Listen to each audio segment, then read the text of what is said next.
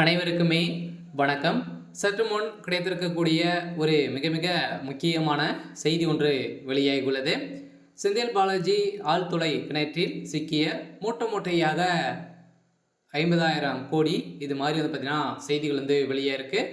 இப்போ அமலாக்கத்துறை தொடர்ந்து பார்த்தீங்கன்னா ரைடுகள் 3 நாட்களாகவே நடந்தது. செந்தில் பாலாஜி அதே மாதிரி பார்த்தீங்கன்னா திமுக சேர்ந்த எம்பி ஜெகத் ரக்ஷன் அவருடைய சம்மந்தப்பட்ட இடங்களிலும் நிறுவனங்களிலும் இருவருமே சம்மந்தப்பட்ட நிறுவனங்களில் சதுரடியாக ரைடுகள் நடத்தப்பட்டது. சென்னையில் இருக்கக்கூடிய இடங்களில் ரைடுகள் நடந்தது.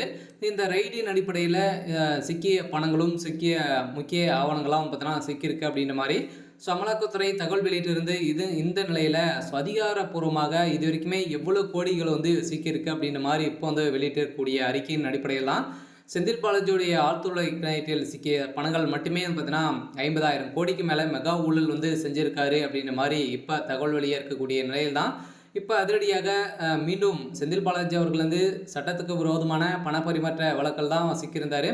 இதே நிலுவையில் இருக்கக்கூடிய நிலையிலே இப்போ மீண்டும் வசமாக சிக்கியிருக்கக்கூடிய நிலையில் தான் ஏற்கனவே செந்தில் பாலாஜி அவர்கள் தான் திமுகவுக்காகவே ஜெயிலுக்கு போயிருக்காரு. இதே மாதிரி மீண்டும் செந்தில் பாலாஜி அவர்களை தான் பார்த்தீங்கன்னா டார்கெட் பண்ணி திமுகவே இவரை தான் ஊழல் செய்யக்கூடிய அளவிற்கு அவங்க ப்ரெஷர் கொடுத்து வந்திருக்கக்கூடிய நிலையில் அதனால் பார்த்தீங்கன்னா பார்க்க போகிறது என்ன அப்படின்னா செந்தில் பாலாஜியுடைய கதை ஒட்டுமொத்தமாக முடிக்கணும். இப்போ செந்தில் பாலாஜி அவர்கள் திமுக விட்டு வெளியில் போனார் அப்படின்னு பார்த்தீங்கன்னா திமுகவுடைய கதி அம்போ கதி தான். இந்த நிலையில் தான் செந்தில் பாலாஜி அவர்கள் வெளியிலும் போகக்கூடாது. ஸோ அதே மாதிரி திமுகவிலிருந்தும் போகக்கூடாது. இது மாதிரி ஒரு பிளான் போட்டு தான் திமுகவுடைய தலைமுகம் செய்திருக்காங்க. இந்த நிலையில் தான் செந்தில் பாலாஜி அவர்கள் சென்றால் கூட சிறைக்கு தான் செல்ல போகிறாரு. அதனால் ஒட்டுமொத்த கதையும் முடியக்கூடிய அளவுக்கு தான் இப்போ நடந்துருக்கு. இதனால் செந்தில் பாலாஜி அவர்கள் பார்த்தீங்கன்னா இது வரைக்குமே மின்சாரத்துறையிலும் 40,000 கோடி மெகா ஊழல் நடந்திருக்கு அப்படின்ற மாதிரி நிறைய ஆவணங்களாக சிக்கிருக்கு. இந்த ஆவணத்தின் அடிப்படையில் அதிகாரப்பூர்வமாக இப்போ அமலாக்கத்துறை சைட்லேருந்து வெளியிட்டிருக்காங்க.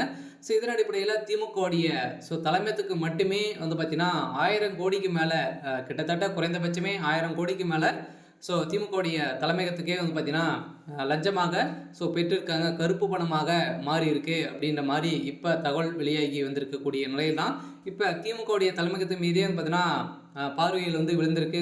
கோபாலபுரத்தை ஒட்டுமொத்தமாக சாய்க்கக்கூடிய அளவுக்கு தான் இப்போ சம்பவம் மேலே சம்பவம் செந்தில் பாலாஜியுடைய வழக்கில்.